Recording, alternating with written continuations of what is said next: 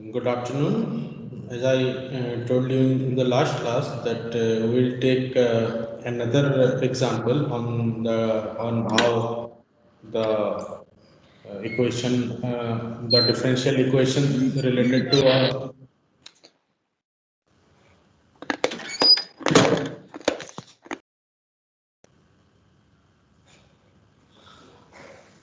sorry for the disturbance. And I request you again that whenever you join in the class and you don't want to discuss anything, then please keep your system in mute mode so that it won't disturb others. Okay, so as I told in the last class, I will take another example other than some structural mechanics problem that we have been discussed in the last three examples. We will take a heat conduction type of example, and but before that, as I had somebody in the last class pointed out, I was a bit disoriented while defining the the expression for strain generated along the elastic bar. That we will take some clarity on that, and after that we will go for our next example, that is the heat conduction problem in a fin. So this was the bar problem that we discussed in the last class. This section, suppose we name this section as A dash. So this is the A, this is A, this is A dash. So before application of this load, if we consider from the origin here, from the origin, the position of section A will be X, and that of section A dash here, it will be X plus X dash. And after application of this load, the distributed load Q that is shown here in red, there will be some deformation, or there will be some displacement at section A as well as at section A dash. If it is the deformation or the displacement at section A, we denote this as U, small u, then along x direction, the same at section A dash at position x plus delta x will be U plus delta U. This delta x and delta u are very small quantities. So if we consider only this section, this A to A dash, which has an initial length of delta x before the application of load, what will be the new, or you can say the final length, of this section, due because some deformation or some displacement has occurred in the x direction with the application of load, then that finite length will be, initial length was delta x, that final length would be x plus delta x plus u plus delta u at this. Now the final position after application of load of A dash, of section A dash, will be x plus delta x plus u plus delta u, because x plus delta x was the original position and this is the deformation u plus delta u, minus that of section A from origin, both are from the origin, it would be x plus u. Now this x and u will cancel out, and the final length of this section, A dash section, after deformation is something that will get as delta x plus delta u. And the change in length of this section will be this delta x plus delta u minus the original one, that is delta x that we already have here, will be delta u.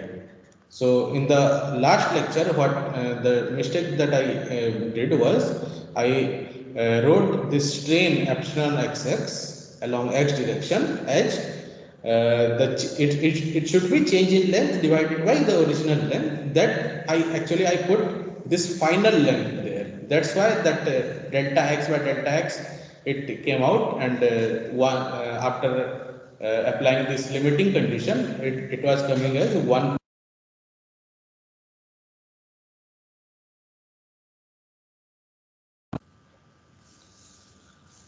But what it actually should be with the strain that we need to find out, it should be the change in length divided by the original length, and the change in length is delta u, and the original length was delta x for this particular section.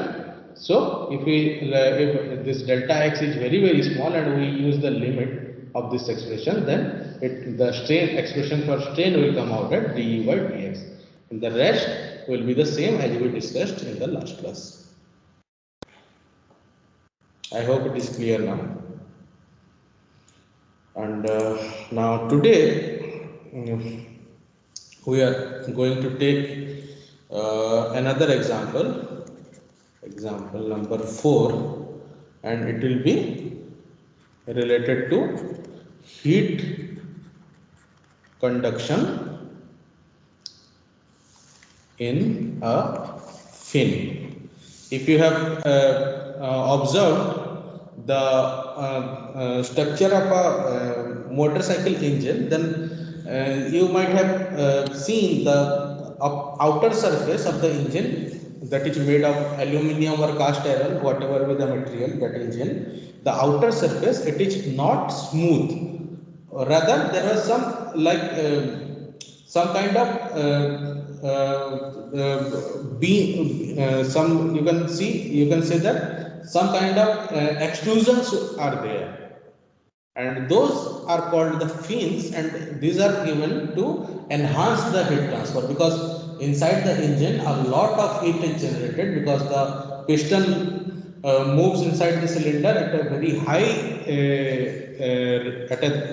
rate, and because of that a lot of heat is generated, and that needs to be and the temperature, because of that, can cause expansion of the engine block, or which will ultimately lead to the failure. So this kind of fins are given so that the surface area of the external part of the engine is increased, and heat transfer will be faster and smoother. So here also we will take one dimensional example. This one of the simplest case. Yeah. So can you Hello. share the screen? It's stuck for us again. Okay.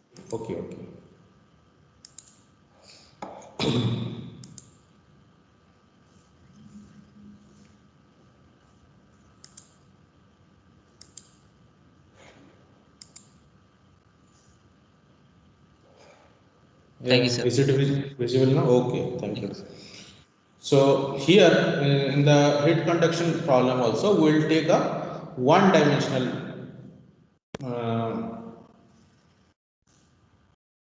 section.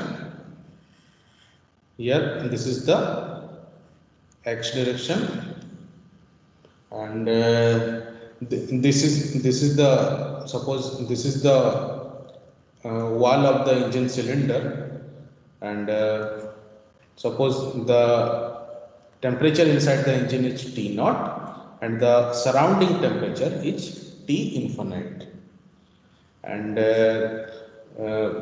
because this is here from T naught, because normally heat flows from higher temperature to lower temperature. So the direction of heat flow will be this, because T naught is higher than T infinite, and because none of the surfaces here are insulated, and this is the cross section of this particular section, the circular cross section, and this is, suppose diameter is D, and because all three surfaces here are exposed, so some amount of heat will go out, or maybe the entire amount, this is designed in such a way that the entire amount of heat,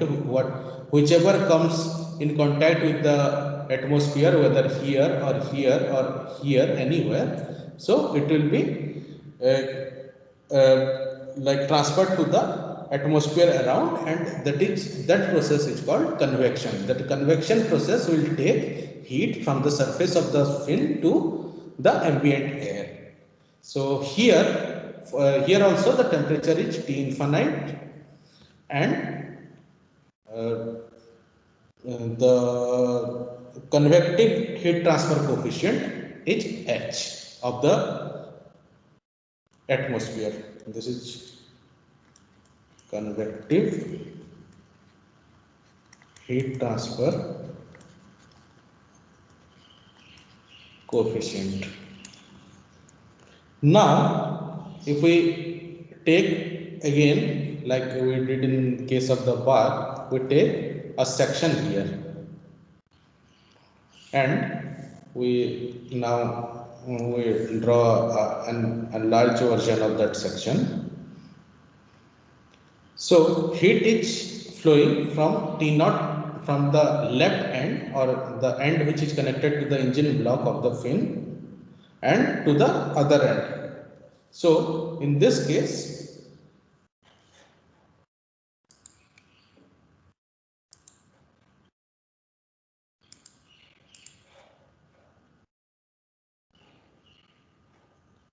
suppose suppose we denote the rate of heat flow into this section, it will as Qx, as again this is the length of the section is delta x, total length is L,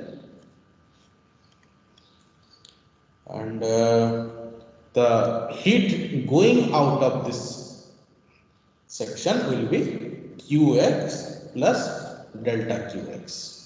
This delta Qx is a very small change because of the differences in the surfaces and the direction of the flow. We can assume, suppose not in this particular case, but we can assume that in some of the cases it may happen that Qg is the rate of generation of heat. Suppose this is a section, and if it has a mechanism of generating heat of its own, then in that case Qg is something that is the rate of heat generation, and this is per unit volume. So Qg is the rate of heat generation per unit volume. And of course, because on both these surfaces, this one and this one, convection will occur. So, and what will be that convection? The convection energy, rate of energy, convection energy flow, it will be H, because at any point here the temperature, the variable here is temperature, that is T.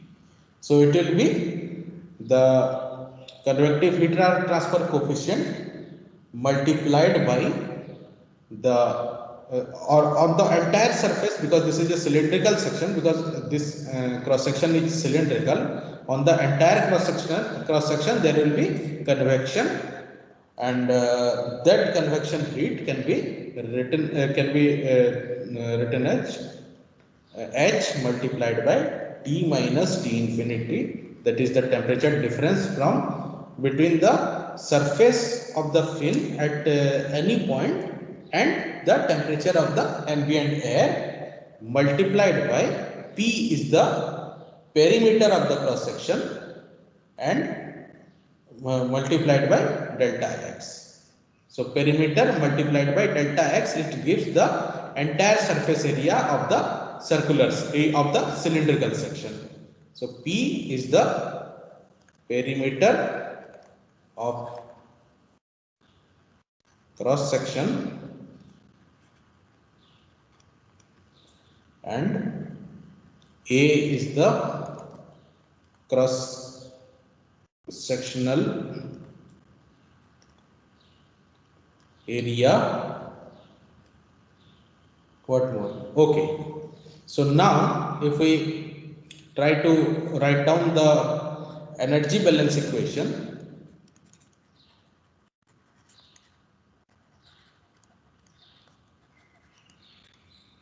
then suppose we denote that the rate of energy that is coming into the, or the flow of energy which is coming into the this element is positive, and whichever whatever is going out of that is negative. So we can write this qx minus qx plus delta qx, because this energy is added to the system, this is coming out of the system, and what else is coming out of the system, and then it will be the heat generated here. So it will be minus uh, sorry, because this heat is generated here, so it will be this is increasing the heat of the system, so it will be plus qg, and this is this is per unit volume, so it will be multiplied by cross sectional area and length of the section. And finally the heat going out of the element because of the convection, it will be H T minus T infinite P into delta x is equal to 0. Or we, these things will get cancelled out, and we can write this equation as, if you now if you divide the entire equation by delta x and take the limit, because by keeping delta x very small, then this equation can be written as dq by dx minus qg.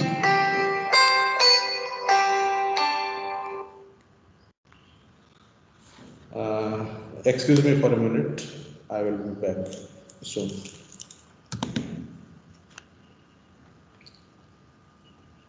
Hello? Yes. Yes. Actually, I have I am taking a class now. It will take another half an hour. Yes. Okay, thank you.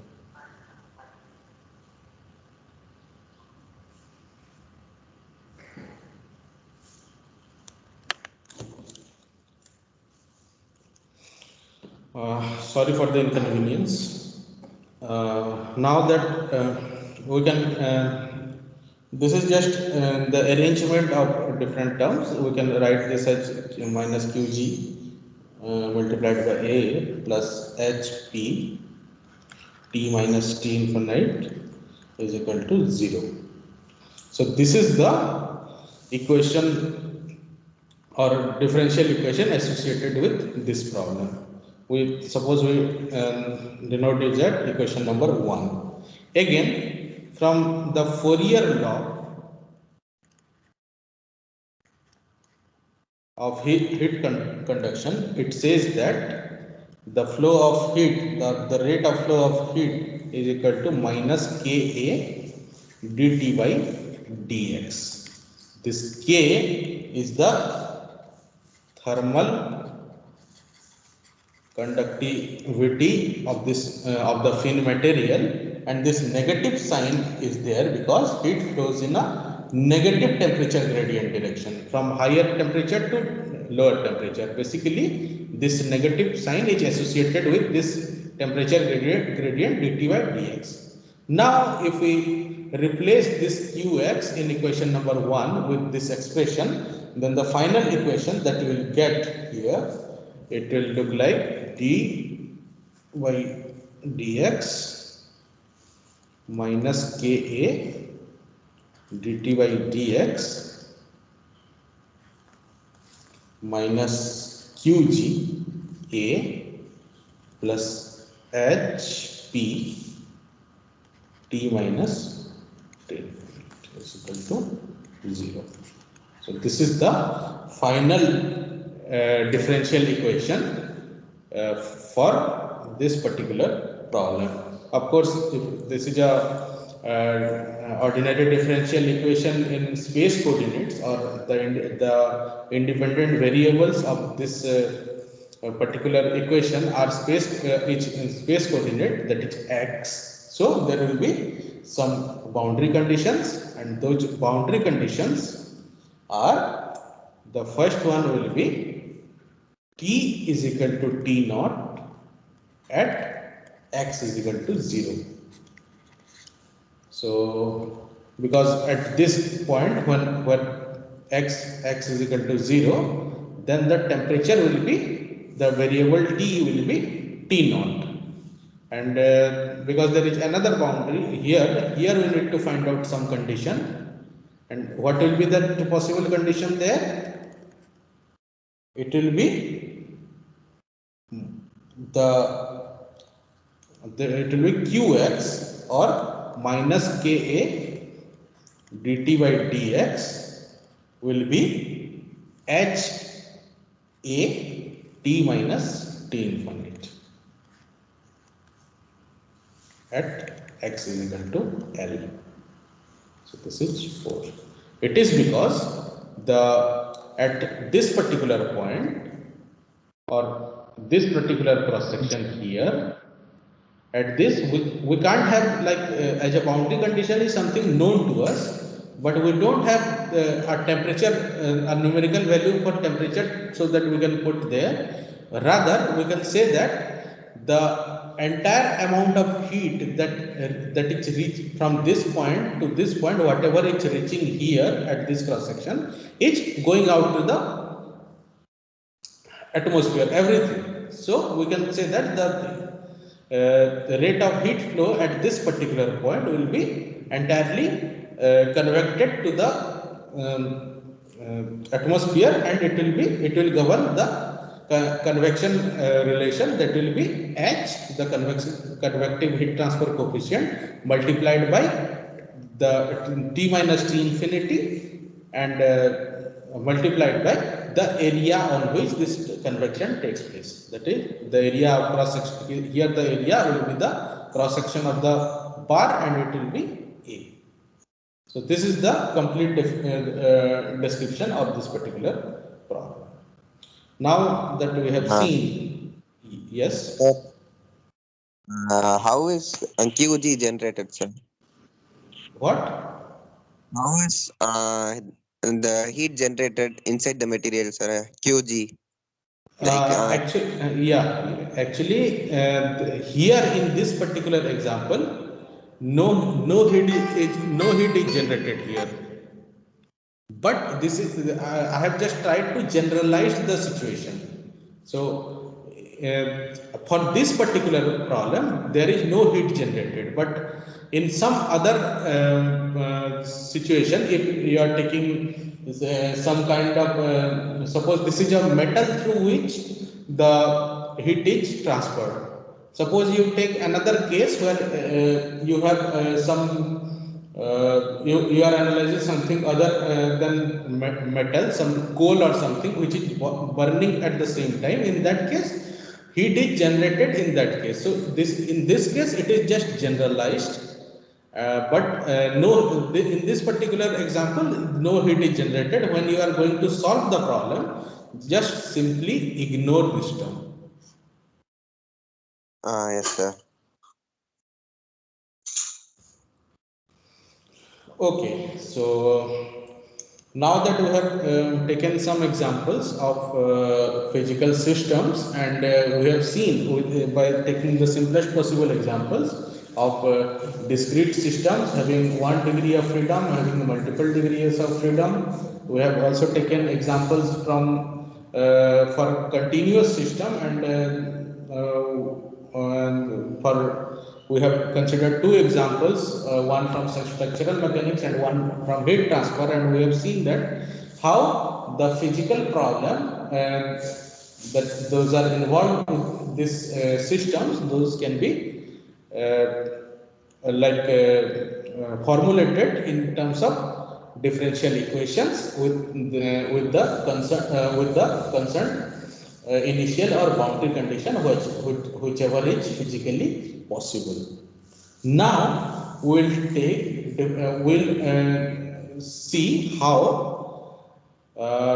an approximate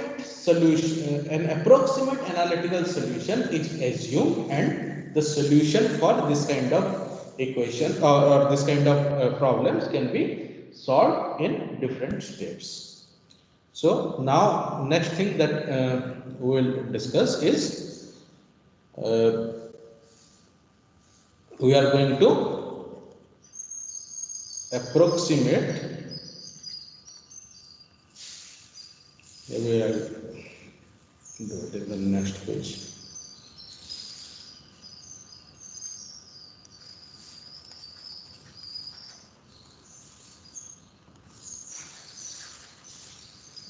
Approximate analytical solution, and there are different steps. So first thing what we do, we assume an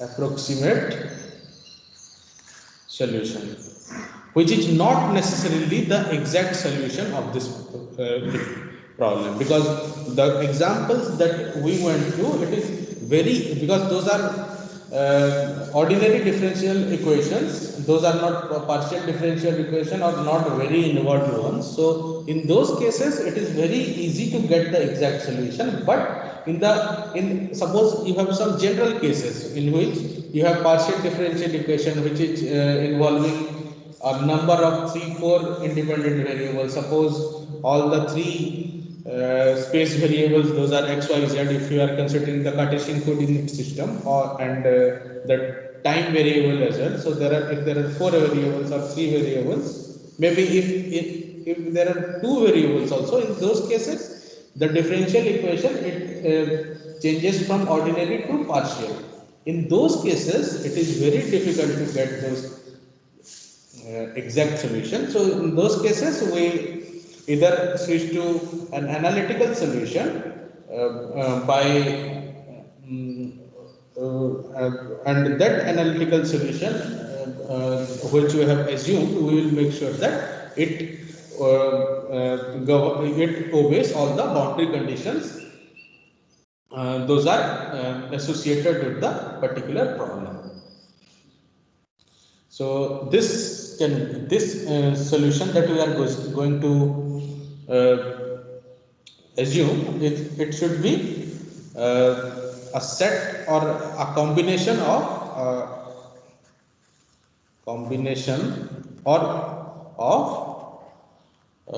mathematical functions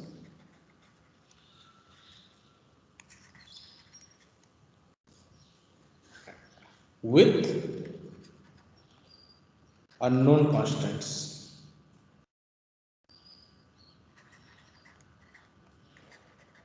Unknown constant coefficients.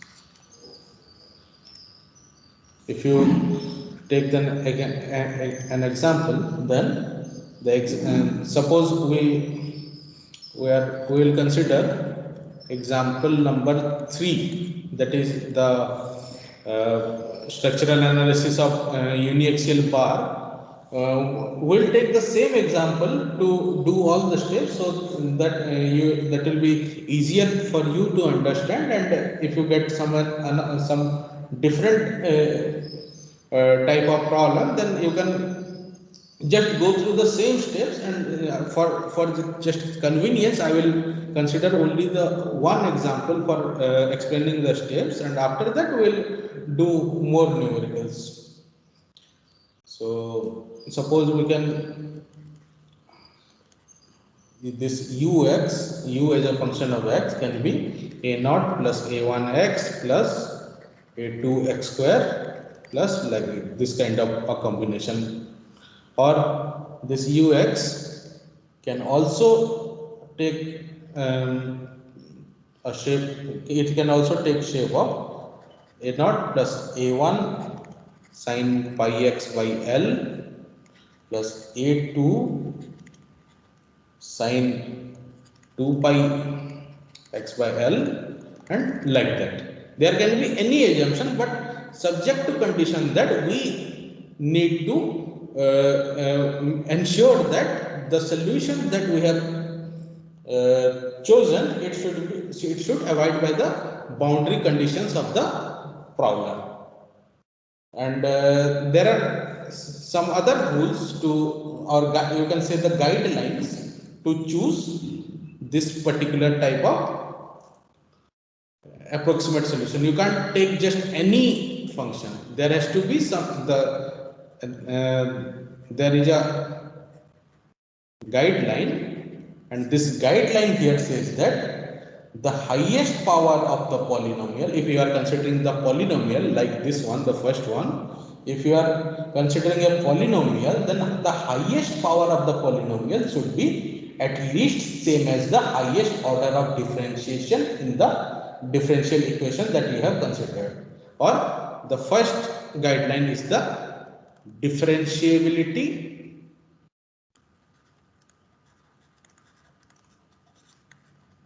condition, that is in the last class. Is this screen visible to you now?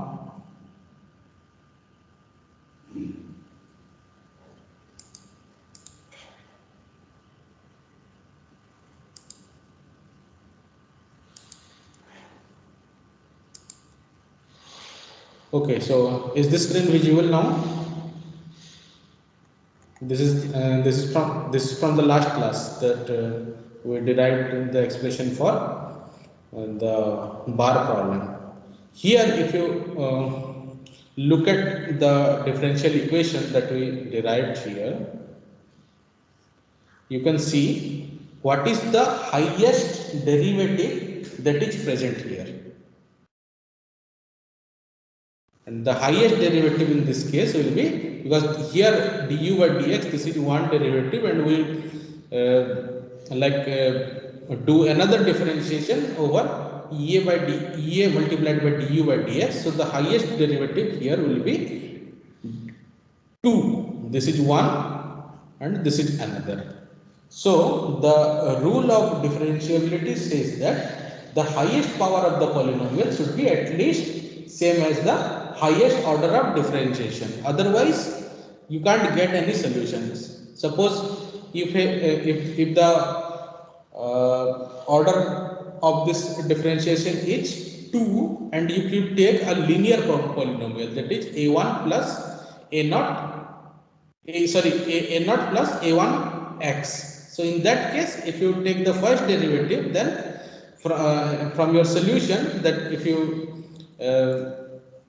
substitute that solution a naught plus a1x here, then this du by dx will be a constant, and e and a are, if e and a are constants, then if you take another derivative, this one, for this function, then it will be 0 and you won't be able to get a solution. So the first criteria that needs to be met is that the differentiability requirement should be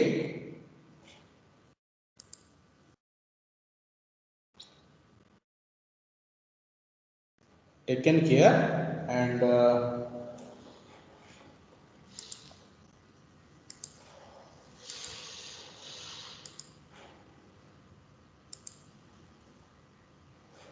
the next guideline, it says that completeness of the polynomial.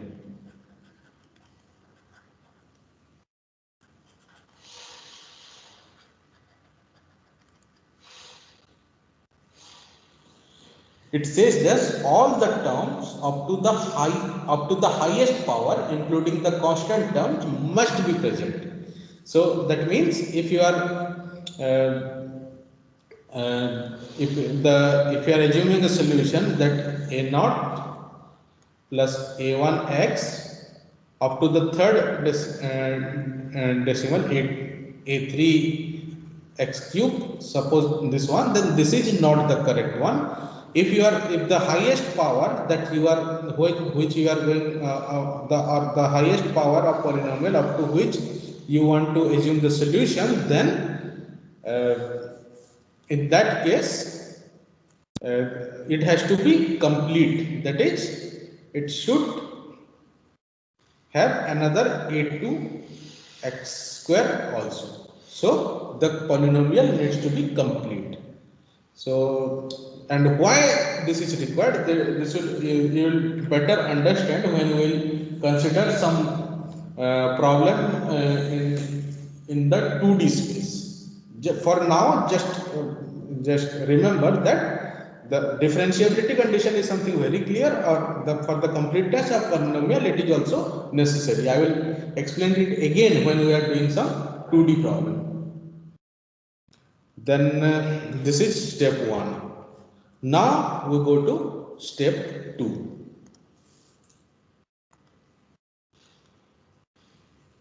This in step 2, what we do, eliminate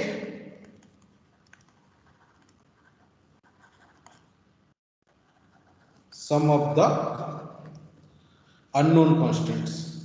Here, suppose in this case, this we have 4 unknown constant a0, a1, a2, a3. Then we need to eliminate some of those so that we can reduce the number of unknowns by satisfying the boundary conditions. Some of the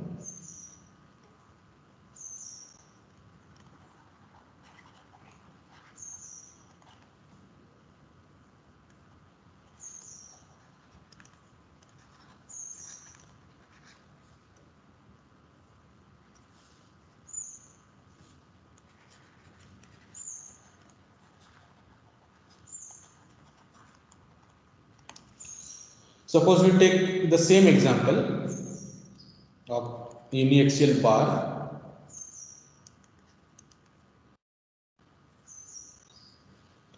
So here we know that suppose this is x, this is y. We already know that u is equal to 0 and du by dx is equal to 0 at x is equal to L. Suppose this is the total length or the span of the bar. Then these are the boundary conditions those are known to us. And because let's assume a solution for this problem. The solution for this problem, the minimum one, if you are considering polynomial solution, then the minimum one that we can go for is up to this a0 plus a1x plus a2x square. It is because the highest order in the differential equation is also 2. So the degree of the polynomial that we are considering, it has to be 2, considering the differential condition. Now we already know that from boundary condition u is equal to 0 at x is equal to 0.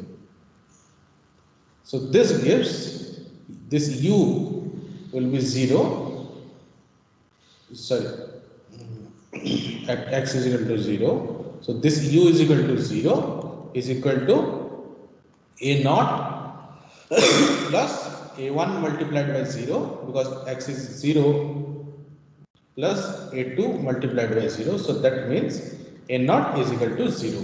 So now our solution it reduced to two unknowns.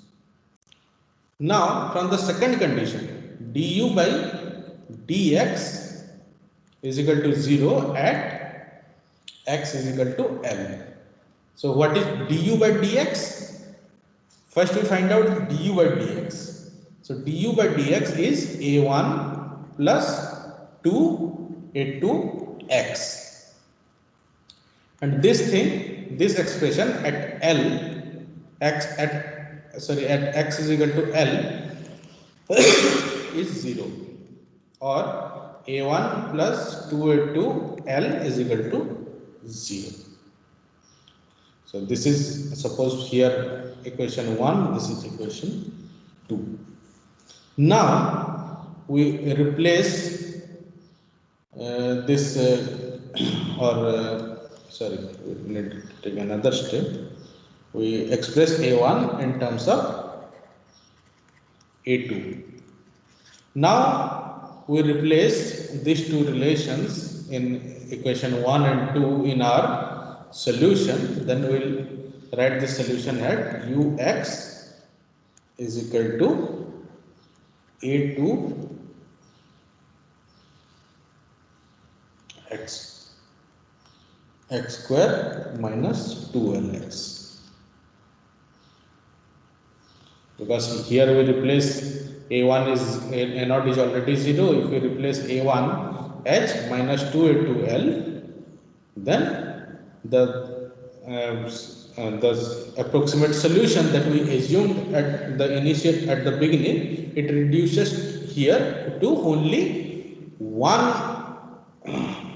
There is only one unknown coefficient, unknown constant coefficient, and if you check, because obviously you have already satisfied the boundary condition, then this solution here that we got, this one, it is a approximate. This is an analytic approximate. This is not approximate. Now this is an analytical solution to this particular problem, because it's the conditions to satisfied for being a analytical solution is that this should be a solution to your differential equation, and it should abide by all the boundary conditions, and both the conditions are satisfied. So this is now an analytical solution to the problem.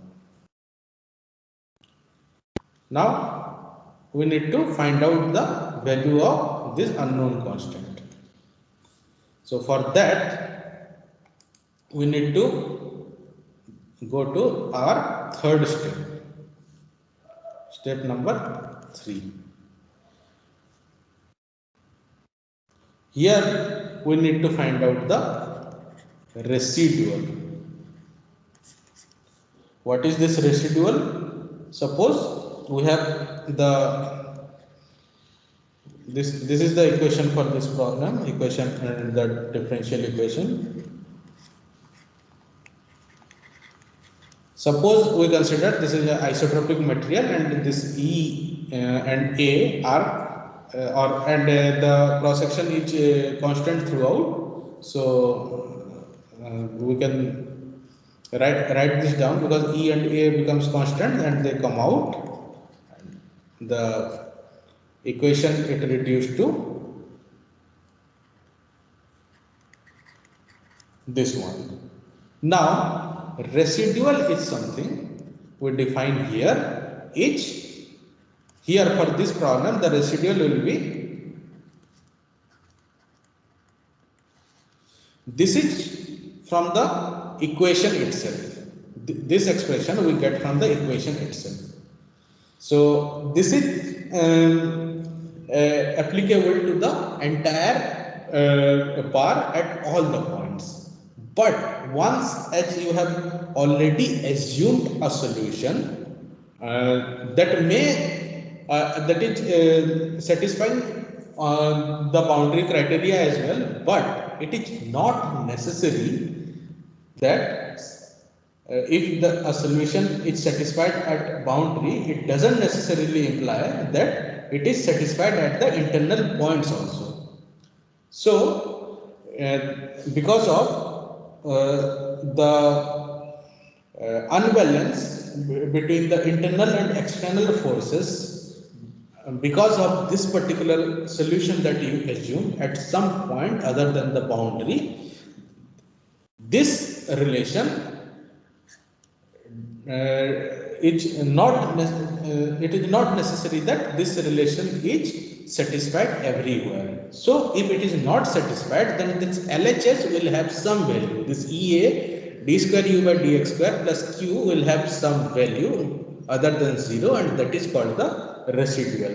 For our problem, we already have an analytical solution, that is ux is equal to a2 x square minus 2lx. If you replace or if you substitute this u here in for this residual, then you can find out that this residual will be EA into multiplied by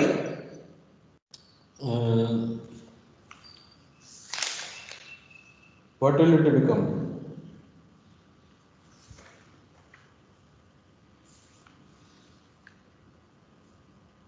2A2. Yes, EA multiplied by 2A2 plus Q. This is the residual. Now, why this is needed, how to deal with this? In the next step, in step number 4, what we do, we use this residual and we try to find out the other unknown constants involved in our solution, so that we will get a complete expression for the solution for the displacement for the expression of the displacement for this particular problem. So this is the solution till now that we have only one unknown a2, and in order to find out that, we need to use this residual. And how how to use this residual? Using weighted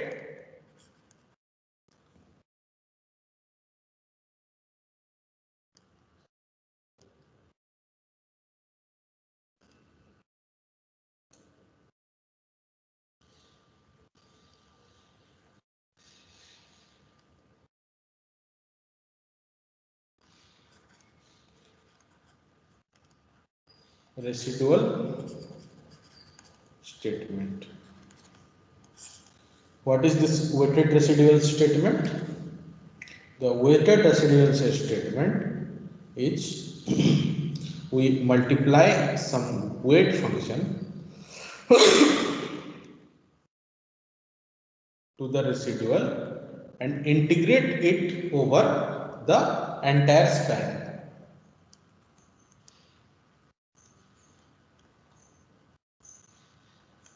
and equate it to 0. This is called the weighted residual statement, or you can also say that the weighted integral statement.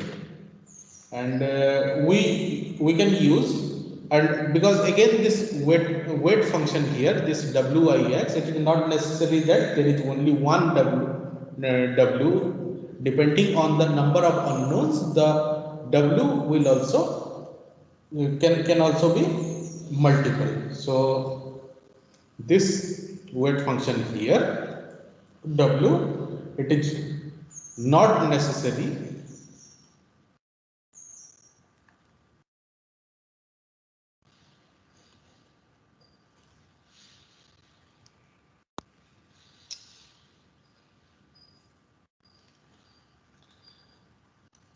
one function can also be a combination. For this particular example that we have considered here, Here, because there is only one unknown, so one weighted function will be sufficient. We will take another example in which more number of this weight functions are required. So for this particular and there are different methods those are used to choose this weight function, and the most common and the most popular and the most effective one out of those is known as the Galerkin method. There are multiple methods, but we are not going to discuss those things because in the finite element courses, in this particular course, with our progress, we will use this Galerkin method, which works very beautifully with the finite element method. So we will discuss only this one. Otherwise, there are a number of other methods like least square method, like collocation method, subdomain collocation methods. But we will discuss only this one. This is called the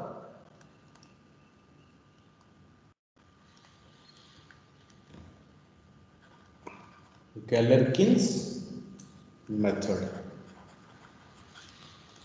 And this Galerkin method, it says that weight functions are taken as the coefficients of the unknown constant in the approximate solution in the approximate solution.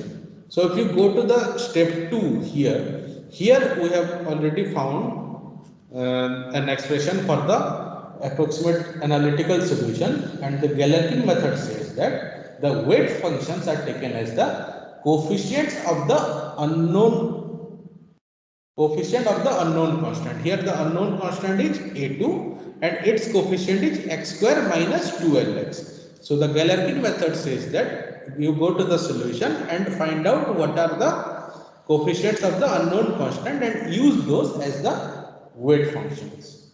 So as per this Galerkin method, and for this particular problem, there is only one unknown coefficient, so there will be only one weighted function which will necessarily be the function of the independent variables of this problem. And the independent variable here is the space coefficient, that is the space variable, that is x, and this w1x is nothing but x square minus 2lx.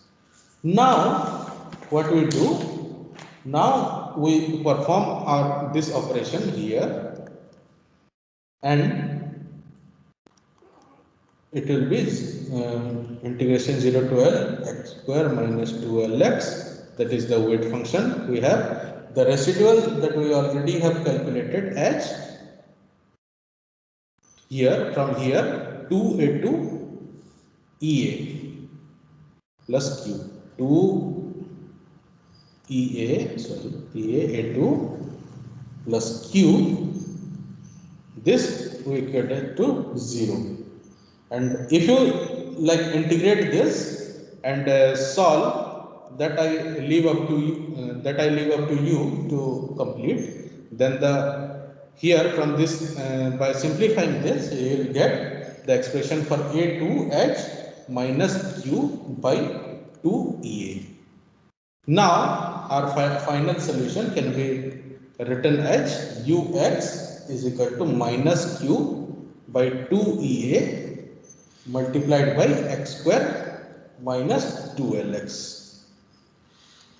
This is the solution to our differential equation, and if you put, or if you substitute any value of x from 0 to L in this expression, then it will give you the displacement at that particular location.